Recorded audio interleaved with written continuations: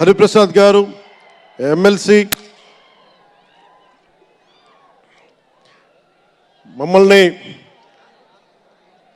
ఇన్ని రకాలుగా ఆయన,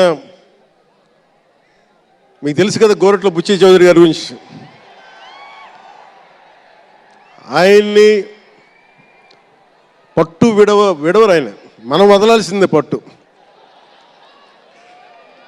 అలాంటి గోరంట్ల బుచ్చయ్య చౌదరి గారికి మనస్ఫూర్తిగా నా హృదయపూర్వక నమస్కారాలు.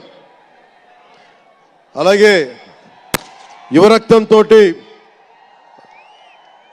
రాజమండ్రి రాజకీయాల్లో ప్రజలకి నిరంతరం సేవ చేద్దామని చేస్తే ఆదిరెడ్డి వాసు గారికి నా హృదయపూర్వక నమస్కారాలు.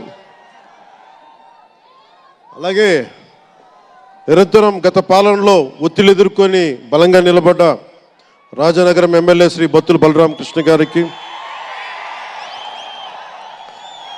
అలాగే కె శ్రీనివాసరావు గారికి గౌరవ ఎమ్మెల్యే, వారికి నా హృదయపూర్వక నమస్కారాలు. అలాగే Kakinada urban development authority chairman Shri Tummala Babu గారికి నా హృదయపూర్వక నమస్కారాలు.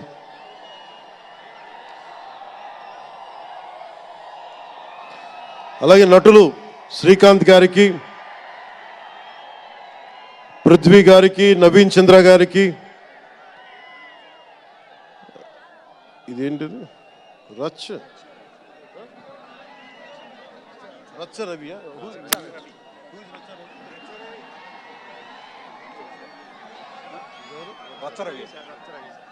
రచ్చ రవి గారికి, రామ్ జోగయ్య శాస్త్రి గారికి, కాసరాల శ్యామ్ గారికి,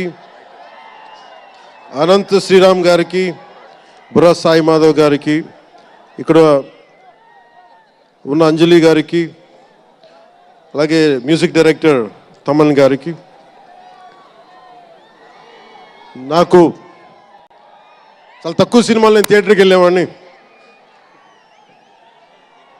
మన శంకర్ గారు తీసిన సినిమా చెన్నైలో, తమిళ్లో జెంటిల్మెన్ సినిమా, నేను టికెట్ కొనుక్కొని థియేటర్కి వెళ్ళి, ఆ రోజు నేను ఇంకా యాక్టర్ కూడా అవుతాను, అసలు రాజకీయాలు పక్కన పెట్టి యాక్టర్ అవుతానో లేదో అనే ఆలోచనలో ఉన్నప్పుడు ఆయన సినిమాని నేను కూడా టికెట్ కొనుక్కొని బ్లాక్లో ఆయన సినిమాకి వెళ్ళాను, శంకర్ గారి జెంటిల్మెన్ సినిమాకి.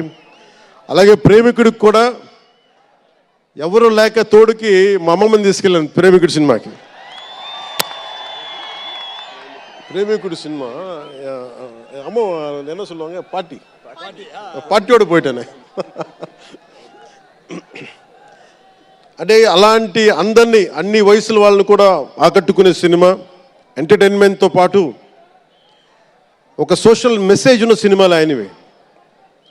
అలాంటి మంచి సినిమాలు భారతదేశంలో ఈ రోజున చరణ్ గారు కానీ, రాజమౌళి గారు కానీ, జూనియర్ ఎన్టీఆర్ కానీ, వీరందరూ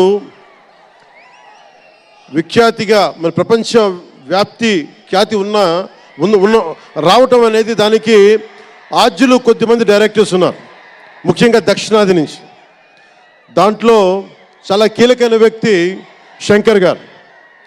శంకర్ గారు ఈ రోజున భారతదేశం మొత్తం తెలుగు చిత్ర పరిశ్రమ వైపు చూస్తుంది అంటే, తమిళనాడు నుంచి వచ్చి తెలుగులోకి డబ్బై ఆ సినిమాని తెలుగు ప్రేక్షకులు ఇది తమిళ సినిమా కాదు తెలుగు సినిమా అని చెప్పి గుండెల్లో పెట్టుకొని ఆదరించారు. అంత గొప్ప సినిమాలు తీశారు శంకర్ గారు.